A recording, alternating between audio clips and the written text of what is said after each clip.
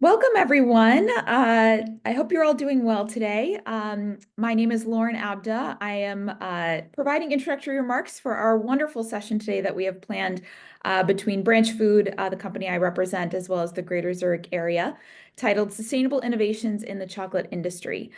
So by way of introduction, I'm the founder of Branchfood. Branchfood is a launchpad for food innovation and one of the largest networks of food industry stakeholders worldwide. At Branchfood, we do three main things. First, we provide educational and networking events that support innovators in bringing their products, technologies, and services to market. We offer consulting for larger corporations that are thinking about the future of food, where they can play, where they can win, how to de-risk innovation. And we've had great success involving our network of over 19,000 connections globally to support our partners in those consulting projects. And then lastly, we make investments, and the investments that we make are through Branch Venture Group, which is our angel investment network dedicated to funding founders at their earliest phases of development. And you can learn more about our work investing in companies at branchventuregroup.com. To date, we've led over and worked with over 950 companies since our founding back in 2015. We've invested over $4.5 million in early stage food related startups and hosted over 250 events, which is crazy to think about. We're honored to be doing this work and appreciate the opportunity to share more about it with you today. If you'd like to learn more, please reach out to me. I'm just Lauren at branchfood.com. And you can learn more, obviously, about Branchfood at branchfood.com as well. So today I'm thrilled to provide also introductory remarks on behalf of our fantastic partners for this webinar, Lucas Sieber, the Executive Director of North America for the Greater Zurich area, and his director, Milo Baker, who we've been working with closely over the past few years, and particularly on this webinar to ensure a wonderful and valuable panel discussion for you all today on a hot topic of chocolate. The Greater Zurich area is the official investment promotion agency of the 9 Swiss states or cantons and 2 cities that make up the economic region of Zurich, Switzerland. The organization guides interested companies through the ecosystem of the Greater Zurich area by connecting them with relevant companies, universities, and research institutes, as well as incubators, platforms, associations, service providers, and authorities. It's a wonderful network. We've been delighted to get to know it. And for any of you that are interested in learning more about it, please reach out to me. I'm obviously happy to facilitate an introduction to their team. Also in 2024, the Greater Zurich area was identified by the Financial Times as a leading business location in Europe for companies that want to expand internationally. As a global innovation hub, the Greater Zurich area shines as in the categories of economic potential, business friendliness, and human capital and lifestyle. And like I said, if you'd like to learn more, please let me know. I'm happy to facilitate an introduction to Lucas and Milo. So without further ado, I'd like to welcome our moderator for today's discussion, Elizabeth Crawford. Elizabeth Crawford is the senior editor for Food Navigator USA, a leading online news source for the food industry that offers a 360-degree view of the food and beverage market, spanning everything from investment to incubation and innovation to ingredients, food science, product formulation, labeling, litigation, trends, and more. Elizabeth has more than 2 decades of experience covering the food supplement and healthcare industries through businesses, regulatory, and the legislative lens. She's also the host of the Food Navigators USA Weekly Soup to Nuts podcast that tracks emerging trends, regulatory pressures, and marketing strategies. We've been delighted to have Elizabeth partner with us on many different events here at Branchfood. Love the way she moderates conversations, and I'm excited for her to be leading our discussion today. Elizabeth, I'll turn it over to you, and thank you very much. Well, thank you. And thank you for having me. It's always such a delight to team with you all. And I'm particularly excited about today's conversation and honored to be here with the speakers that we have on this panel to talk about the future of the chocolate industry and how stakeholders across the value chain can work together to address some of these huge threats that the category is facing, including climate change, labor challenges, inflation, ongoing supply chain struggles, and a lot more. So to share with us how the chocolate industry is adapting to the many threats that it faces, I am delighted to introduce our panelists. We have Alan Perlstein, CEO of California Cultured, Dr. Lucas Grob, CEO of Swiss Food Research, and Manuel Hohanner, Global Head of R&D, Chocolate and Coffee.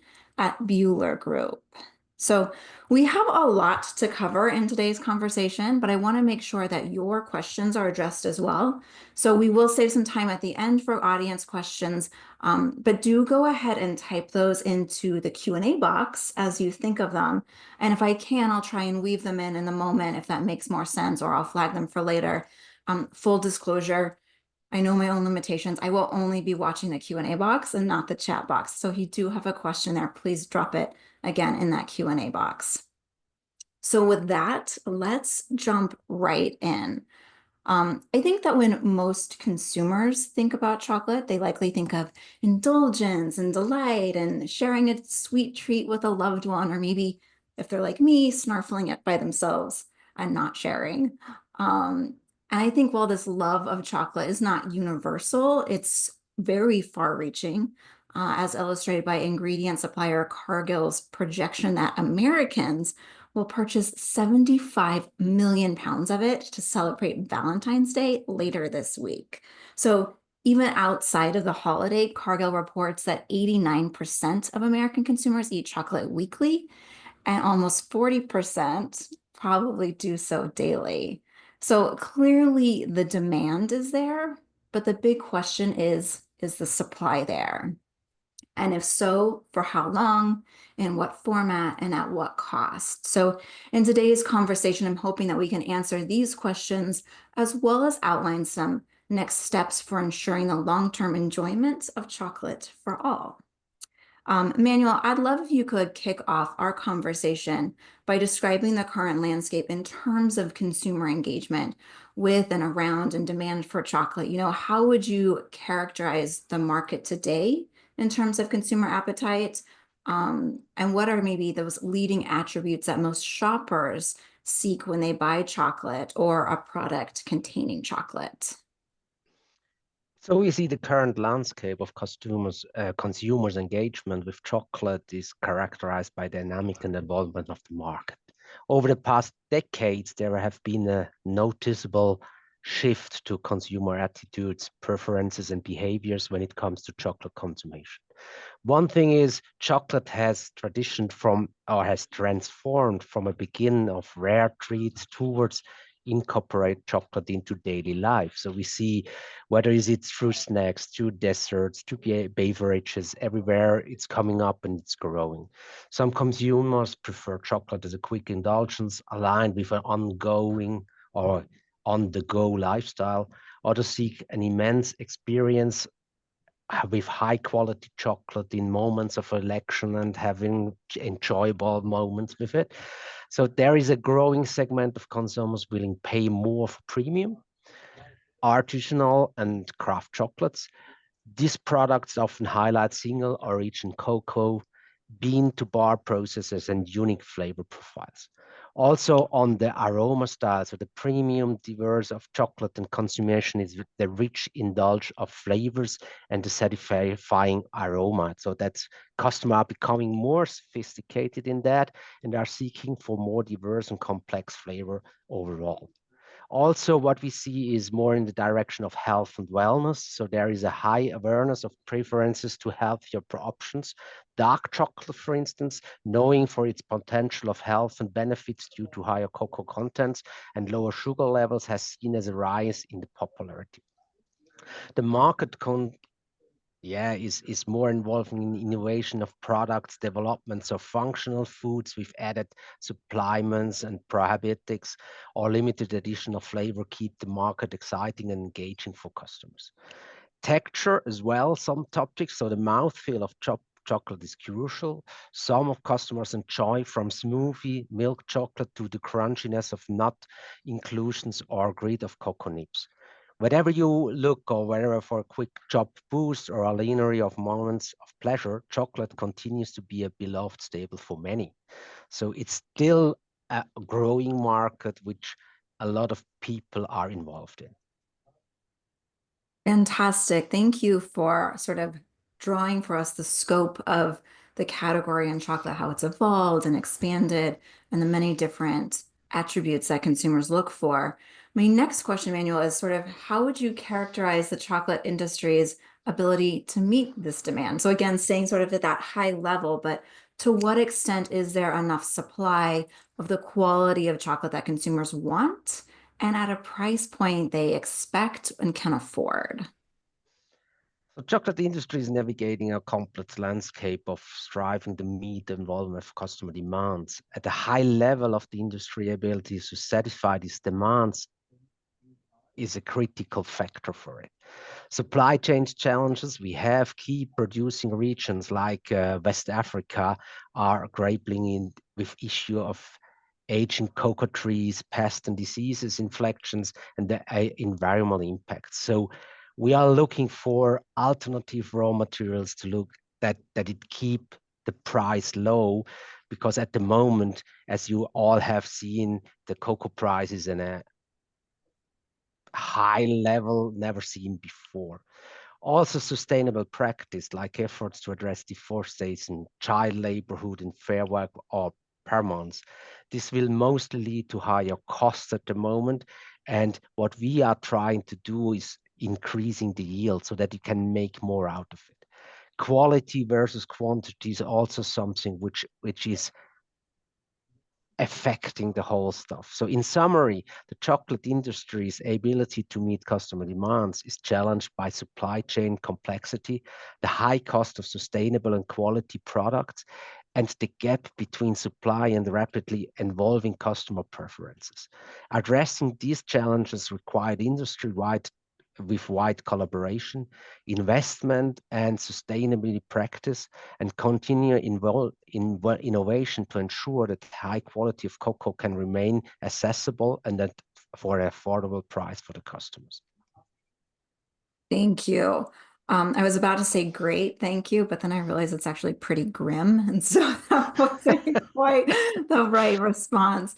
I want to pull on something that you mentioned, which was sort of this idea of a slowdown in yield. And maybe Alan, you can pop in here. How would you describe yield in recent years? And what are the factors that are influencing it? And then maybe just quickly, how are you addressing that? According to the FAO data, yield has been constantly decreasing for almost the last 20 years. There's been numerous reasons for that. Mostly it's disease coupled with weather. When it's too much water, plants suffer. It makes them a lot more susceptible to disease.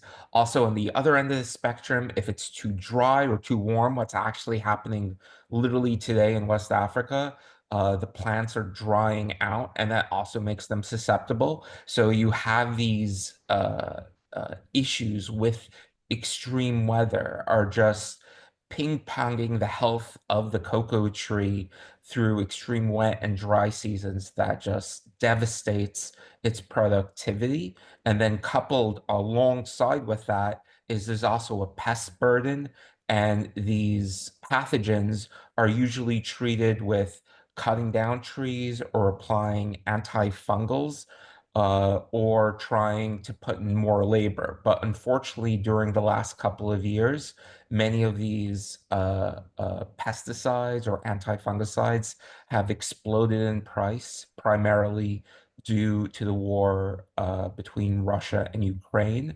And we've also seen quite a bit of destruction of forested land, specifically for mining. And now with the big boom in AI and crypto, the demand for these rare minerals, which are basically under these cocoa trees, are at an all-time high. So you have all these competing factors just really devastating yields, and that has unfortunately gotten worse and worse over time. Thank you. I appreciate sort of the added color there. I think we've been talking a little bit about nature and how that is influencing the cocoa supply and maybe man-made impact on nature. We can all roll that up together. But labor is also a significant factor. Lucas, can you talk a little bit about the challenges that you see farmers facing and how the industry's approach to labor in the field is impacting supply and the long-term future of chocolate, sort of via traditional farming?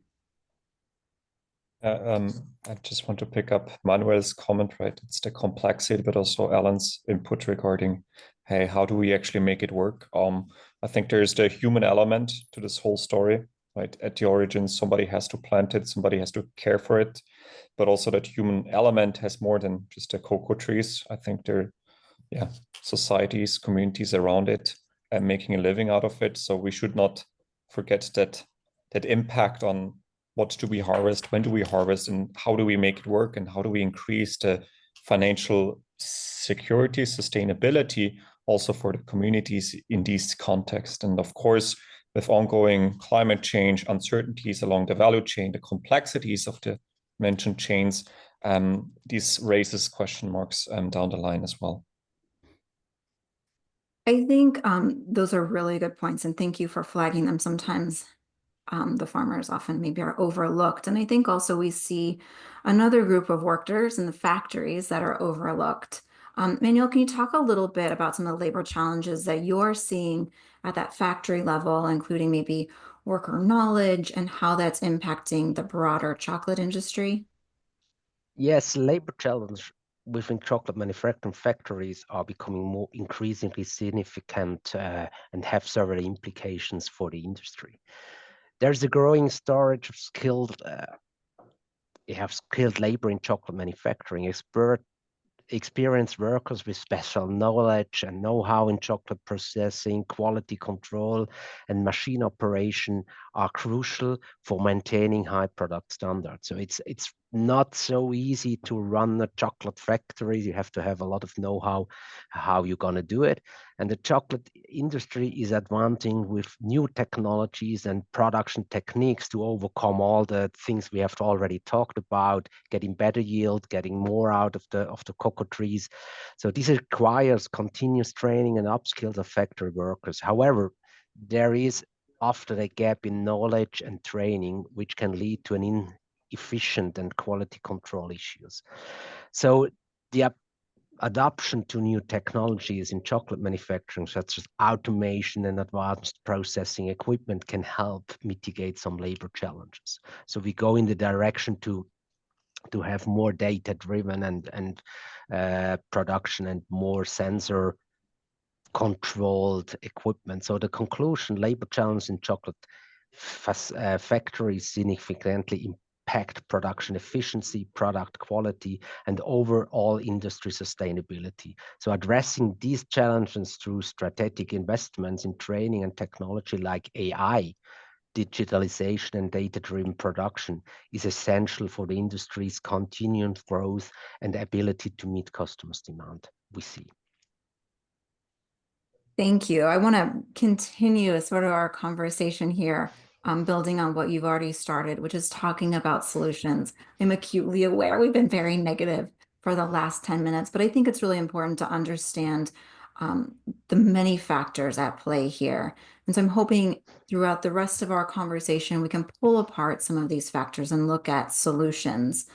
So let's break this down, starting with yield. And Manuel, since I have you, how is Bühler helping to address the decline? You mentioned a decline in the quality of raw materials. What are you all working to solve that or mitigate that? Bühler is actively involved in several initiatives to technologies aimed at improving the yield of quality of raw materials used in the chocolate production. So what we are doing mainly is, one thing is trying to be as sustainable as possible and also take most out of it, of that really important raw materials we have. So we are addressing the declining in quality on raw materials by optimize the optimal cleaning and sorting, so to avoid that bad quality gets into the product and process.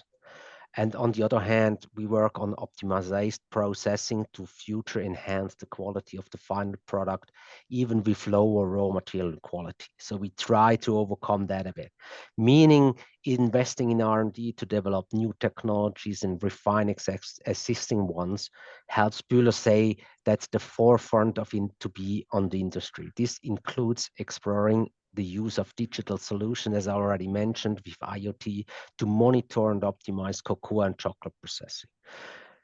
We are a comprehensive approach to encompasses the entire cocoa supply chain from farm to finalized products, addressing the multiple points where quality can be compromised. By integrating advanced technologies, promoting sustainable practice, and investing in research and training, Bühler helps enhance the quality and yield of raw materials used in the process. I appreciate that you're taking sort of a dual approach there at both ends of the spectrum, both in the fields and in the factory or the manufacturing level, because that was one of the questions I had as I was listening. I was like, I wonder if you can improve the quality on the other end. So I appreciate your insights there about how you're addressing that. But I want to take a minute and talk a little bit more about how to do that at the field level. And so, Lucas, I'm curious if you can talk a little bit, what advances are you tracking in terms of enhancing the resilience or the quality or the yield of cocoa in light of climate change and some of these other challenges that we're seeing again at the field level? So I think in terms of you see solutions coming up, right? We need to match whatever we want to grow to the environmental conditions of the future. So whether this is matching the right variety to the right soil, that's a big question, but also how do you integrate it properly into a system, right? How does it interact with the rest of the environment? Manuel already mentioned, right? Agroforestry, a huge topic.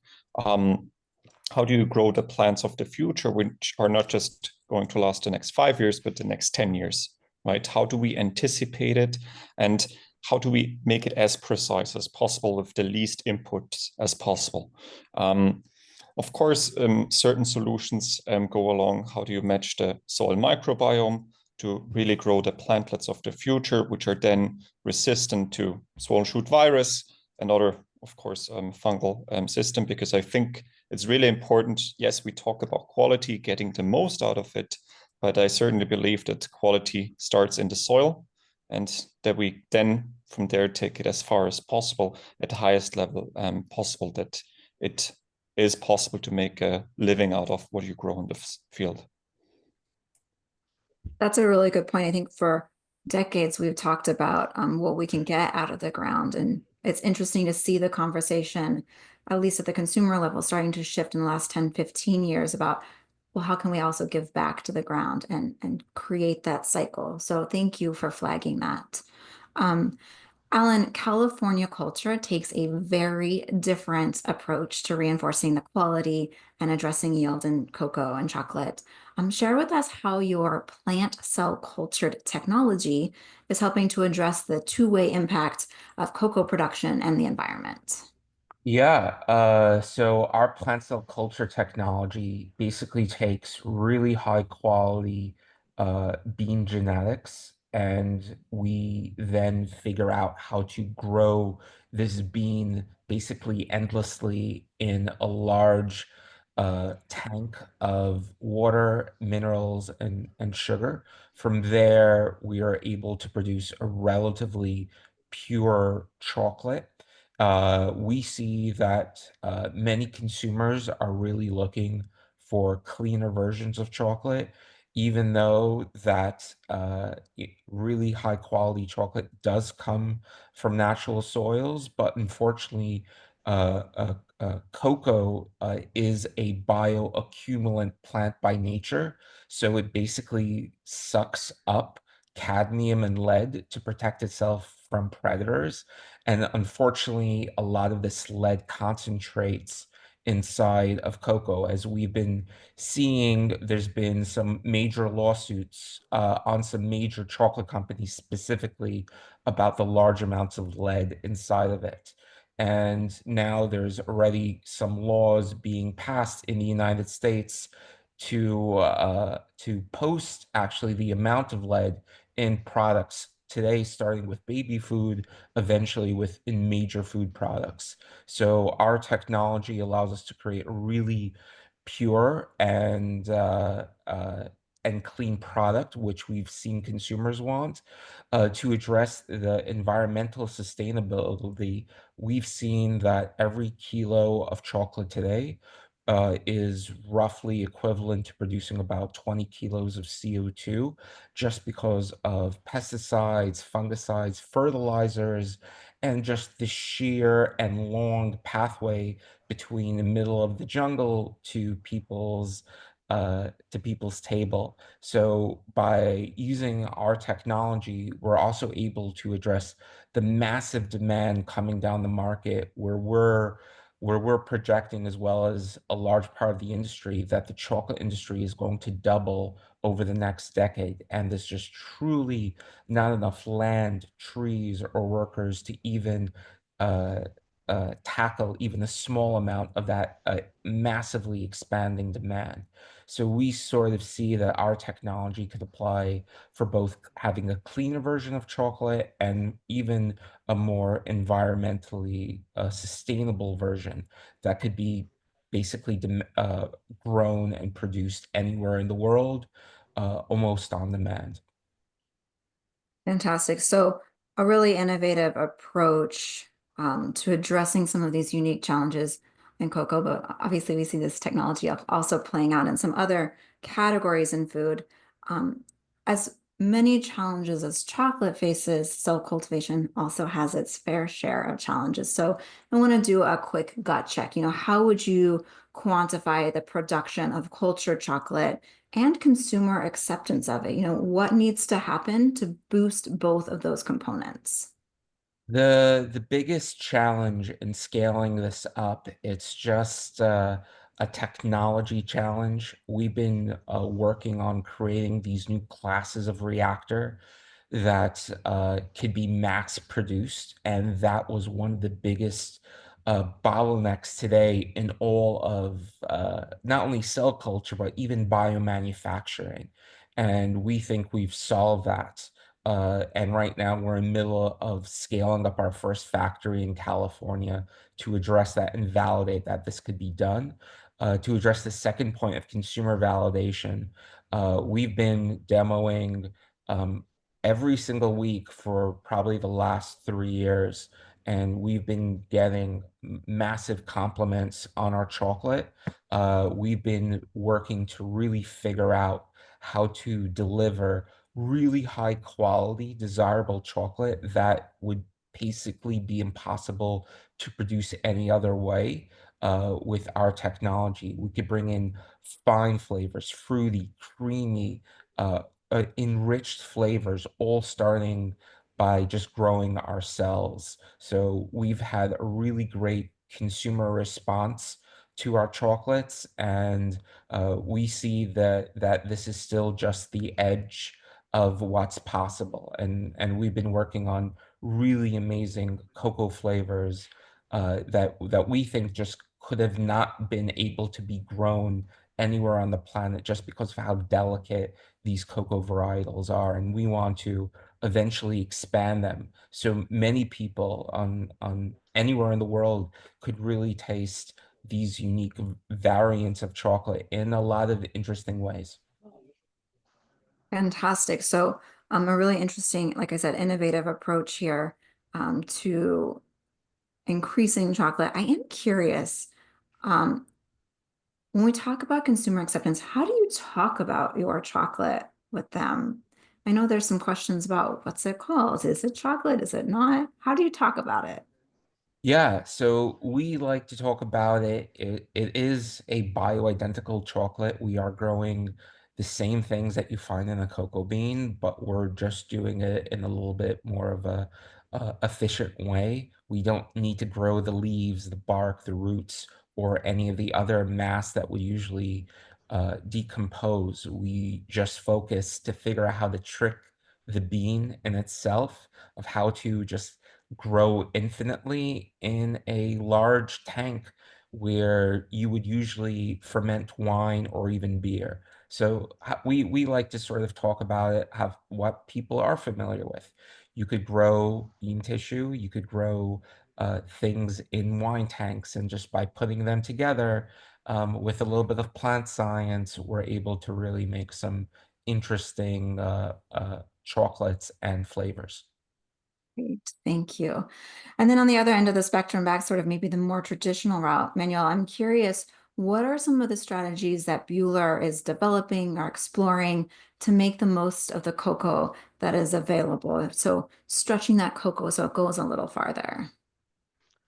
The only thing we can do is working on efficiency and productivity with it. So what we do is efficient separation of cocoa nibs so that we really have the good ones separated from the bad ones in a very precise way.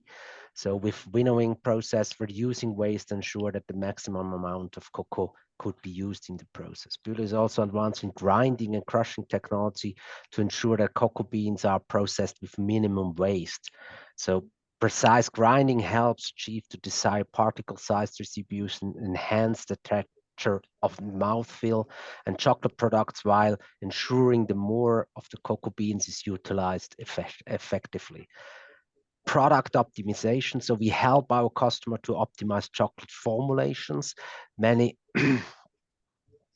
sorry. So formulation manufacturers can use less cocoa while still delivering high quality products. They may involve adjusting of ratios of cocoa butter, cocoa powder on the incorporation of the high quality ingredients that complements the cocoa flavor, usage of alternative raw materials that given the recipes and process in that way, also going in the direction, so not only do tablets, so we see go at that direction into bars, so you have fillers in there where you don't need so much chocolate. And then of course is making most out of the process itself. So Bühler utilized digital solution to monitor and control product process in real time. This includes advanced sensories and automation systems that optimizes the process conditions, reduced waste, and ensures consistent product quality so that you have not to do rework and so things. Analyzing production data and then identify opportunities for process improvements is on the other hand, a way to minimize raw material losses and enhance overall efficiency. Predictive maintenance and analytics can also prevent equipment downtime, ensuring continuous and efficiency production. These strategies enable the chocolate industry, in our opinion, to stretch cocoa resources further, meeting customers' demand while maintaining the high standard of quality and sustainability. Great, thank you. So lots of approaches and solutions to both boosting yield, but also making the most of what's available there. I think at the top of our conversation, one of the other big challenges that we mentioned is labor challenges as being a significant contributor to the current chocolate crisis. And so I want to shift our attention there for a few minutes. Lucas, how would you characterize the chocolate industry's social responsibility to farmers and producers, again, at the field level, as they think about new approaches to production, some of which we've heard today? What factors should the industry consider as they explore different directions, technologies, opportunities? Yeah, so maybe just to make the bridge in terms of, or the question at the meantime, how do we bridge between consumers, what Alan was saying, and the farmers in the end, so that both are actually getting what they deserve? I think when we look a little bit back on how we've scaled the whole chocolate production the past centuries, we were optimizing, we were doing monocrops in that sense, and also optimizing on the factory level in order to get the most out of it. This in turn led to, high incentive, where you were able to create a high value product with a long value chain, created, people working just for this one industry. Does making or being able to get a nice or fair minimal wage and creating cocoa, which is actually we are able to trace, are the most essence of it, right? Whenever we introduce new technologies, new approaches, I think we should also reflect it on the field because, apart from Alan's approach on how to tackle the issues, right? Somebody has to plant the plantlets, somebody has to harvest the cocoa, somebody has to deal with let's say, the first degrees of sorting before we actually go into the warehouses. So how do we ensure that we train, that we enable the people on the ground, that they can also increase their knowledge on how to produce more sustainable, how to take advantage of the technologies what we have, right?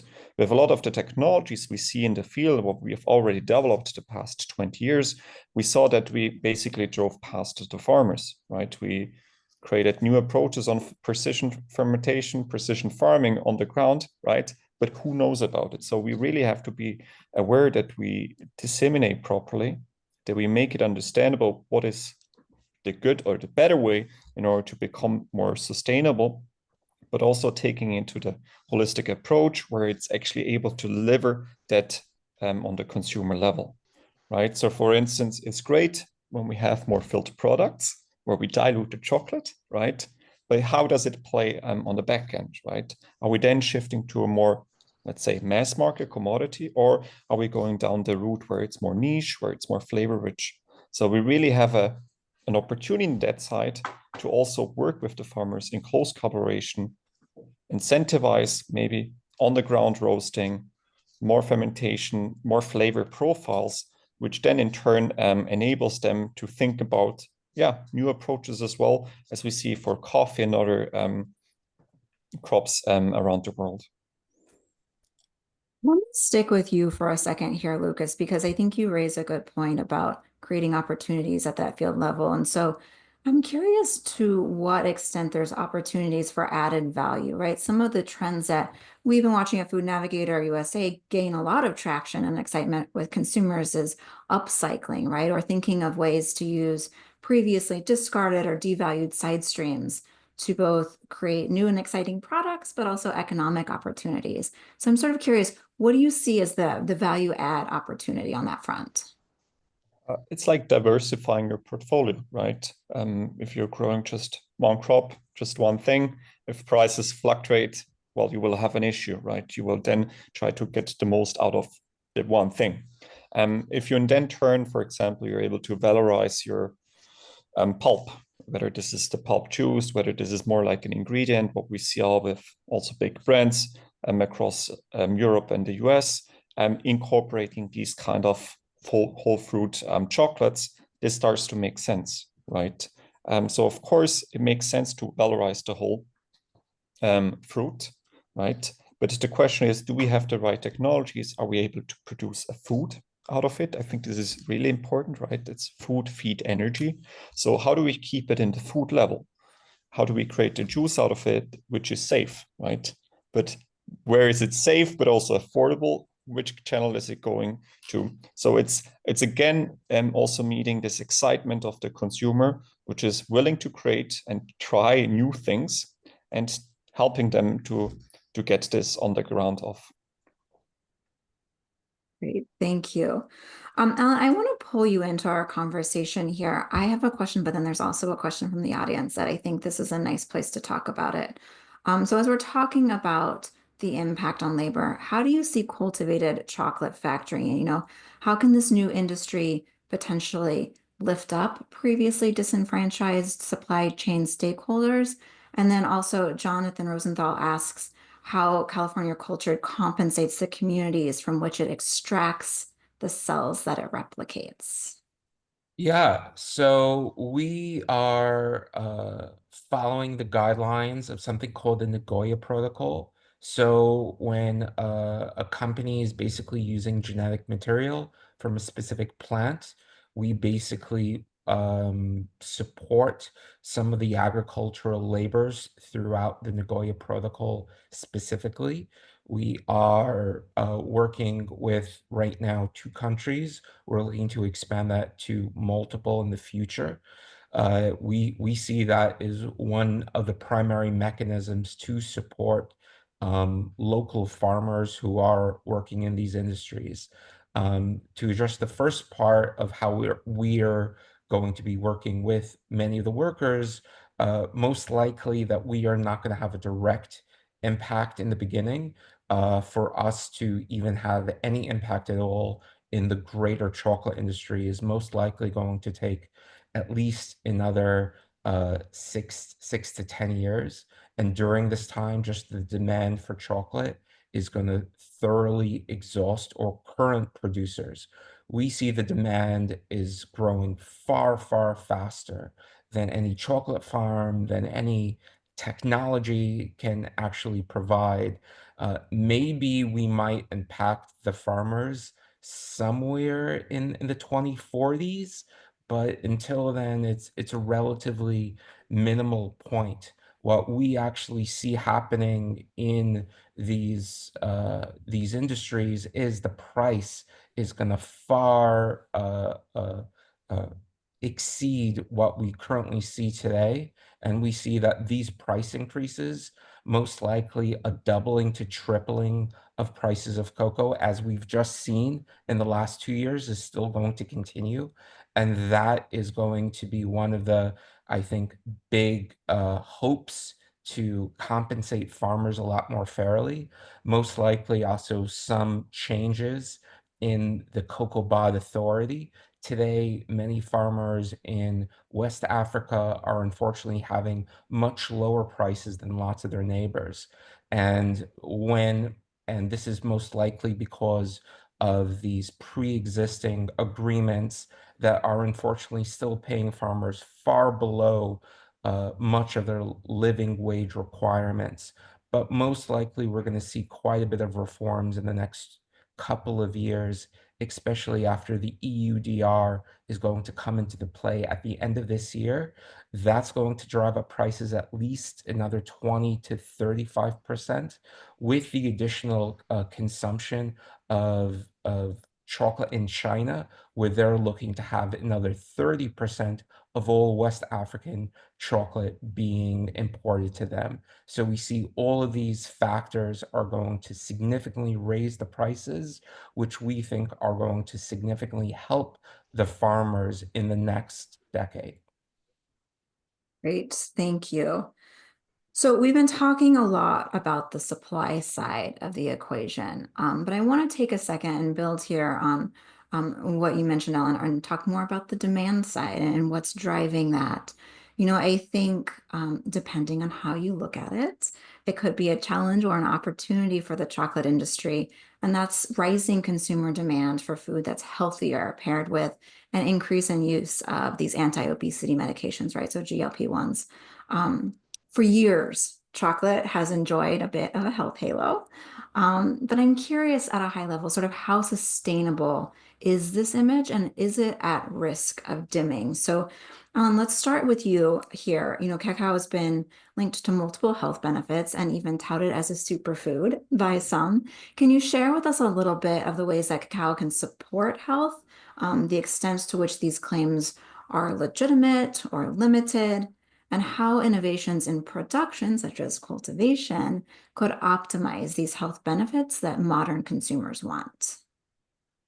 Yeah, thank you for that question, Elizabeth. So ever since ancient times, specifically in South America, many of royalty warrior athletes were consuming cocoa specifically for its rejuvenating effects on energy and health.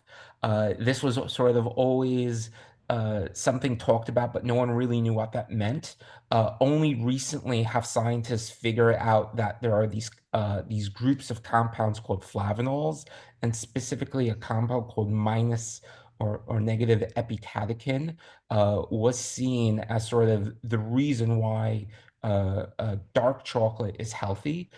This compound is usually found at less than 0.1% in cocoa, and unfortunately, with processing, it degrades it even further. So scientists have figured out how you can concentrate this compound and create lots of products. But unfortunately, since it's so minuscule in nature, we think the more sustainable and better way of producing it is with plant cell culture technology. So we figured out how to sort of really increase the amount of this compound in every single one of our cells.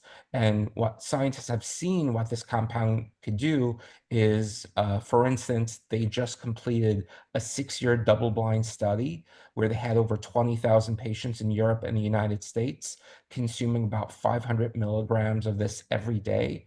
And they found out that when they do that, they reduce the risk of cardiovascular disease, which is probably the #1 killer of both men and women globally by over 30%. There's been studies at UC Davis next to us, Columbia University, and many universities around the world showing it has benefits for even short-term memory, joint health, where its antioxidant effects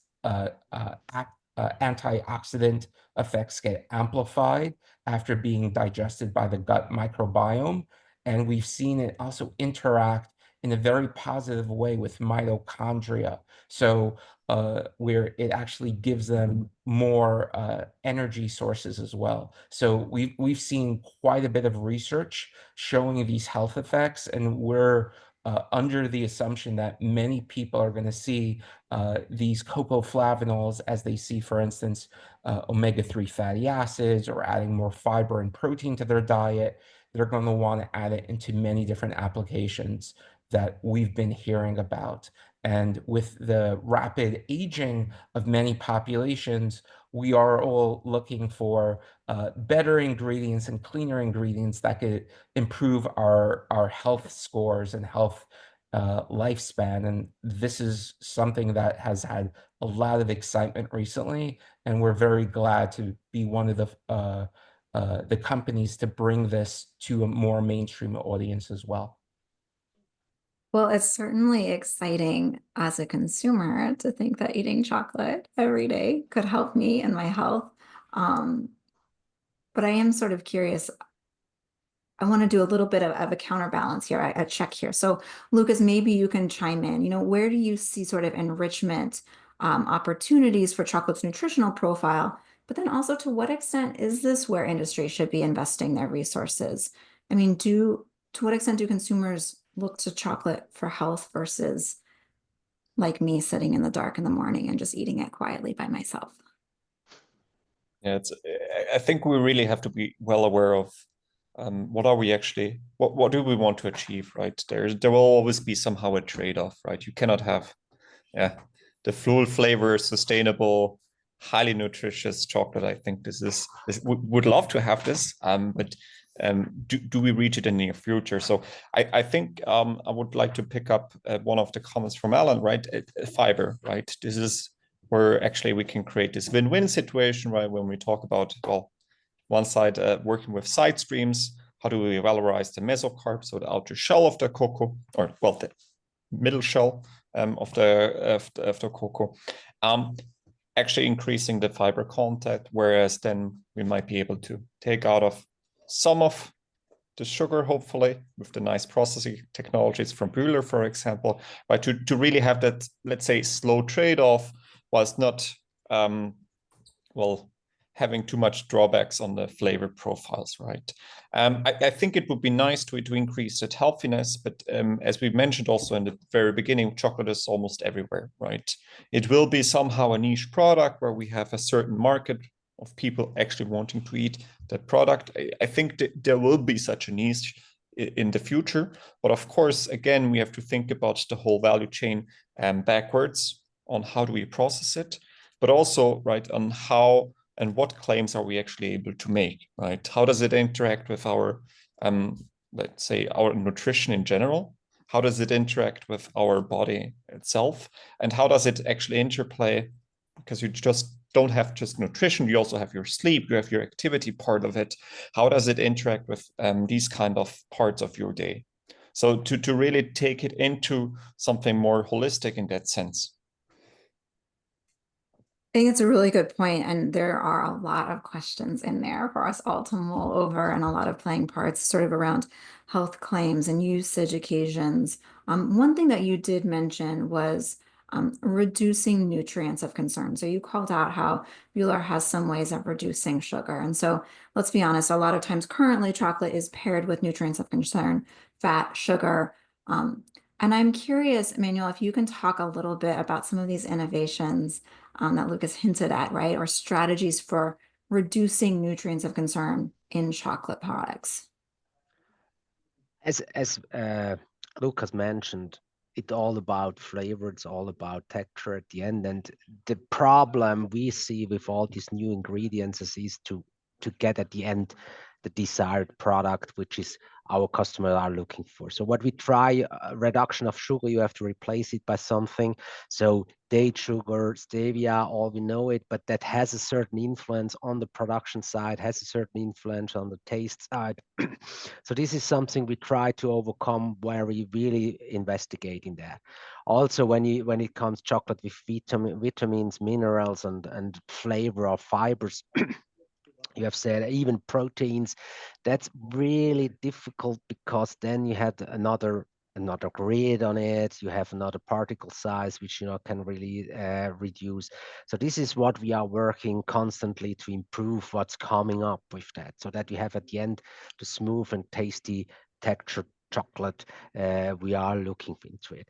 What we also do in that perspective, also with flavor treatment, cold grinding to get more flavors in it, and we all basing it on artificial intelligence, so that the process is out of the measurement data, that you get insights in where is the product at the moment and how you have to treat the product to get at the end a very efficient process with have the quality you are looking for. So this is a bit the way we go into it, and where we also have, very honestly to say, struggle at some point, conching, where we have a lot of great build because of the new ingredients. So this is the invention and innovation strategies we go on to really tackle the new needs of the new raw materials we are facing in the chocolate industry.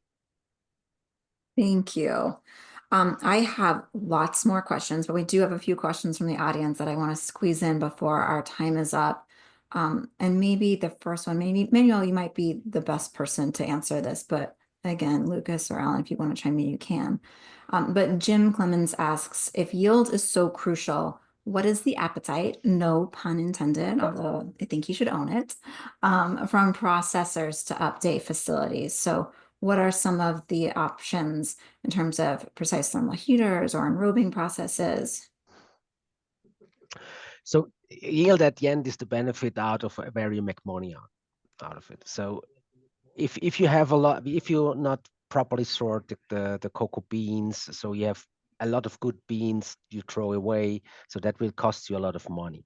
So it's always a balance between how you would like to invest in your process to improve the yield and also get most out of the product. And raw materials also in a sustainable way, it's the biggest chunk of it. So when you go in the operational cost side of all that stuff, so 70 to 75% of the cost is raw material. Then it is a bit labor, and it's about 2-3% of energy.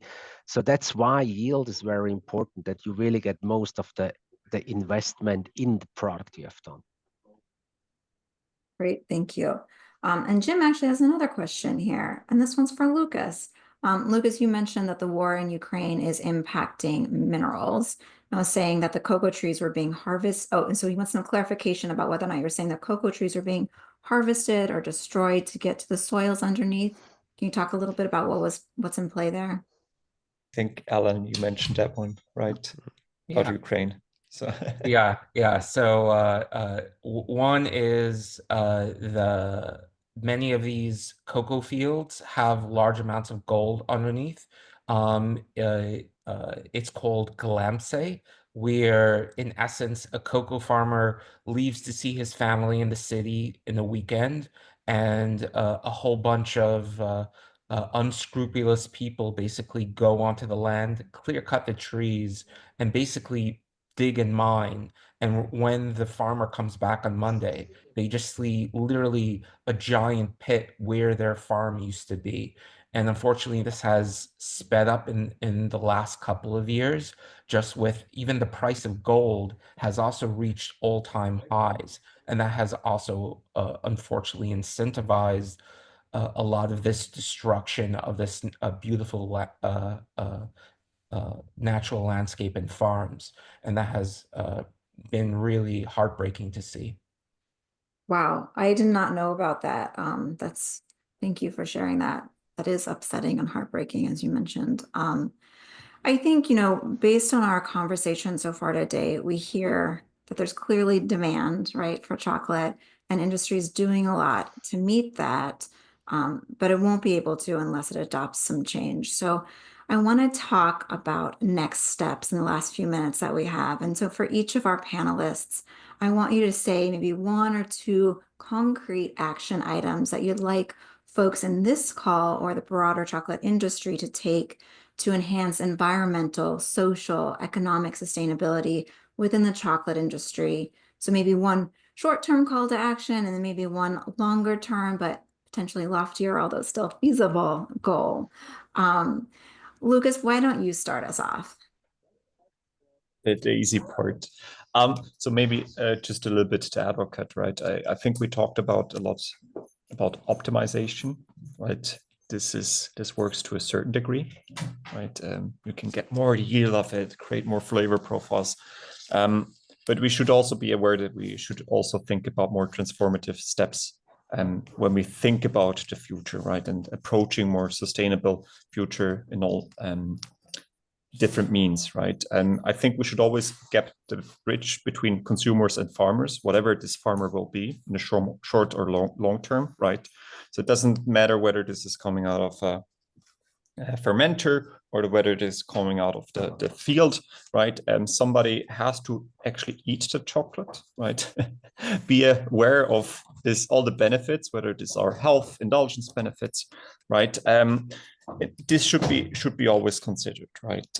We should also not forget about the interplay between all the actors in between. It's not just a chocolate value or cocoa value chains, right? It's also people making a living out of it. Whether this is, well, today it makes sense to grow cocoa, tomorrow it makes sense to, well, get a field and dig for gold. So we should always be aware of that. So what kind of next steps can we all do as a consumers?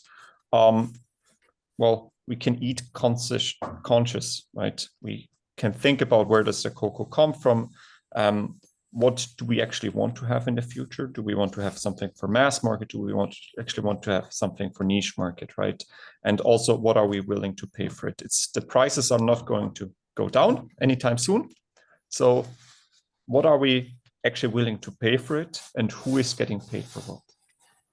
So next steps, try out new products, be curious about the new products, and of course, always think about what is happening in the origin. Great, thank you. Manuel, what about you? In my opinion, it goes a bit in the same direction, different storyline. Promote training on programs to ensure that proper use of all these new technologies, that we really go in the direction to understand to what level you can use what and how you can improve and how you can further develop the stuff.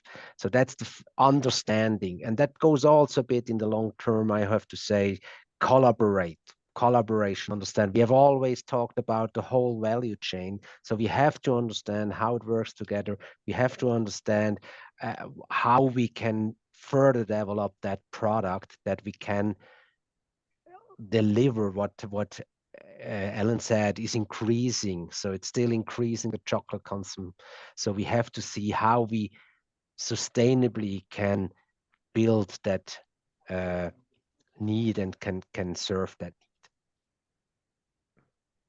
Great, thank you. I think that's a really good call to action around collaborate. It's very hard to do anything in silos, so thank you for that. Alan, last word goes to you.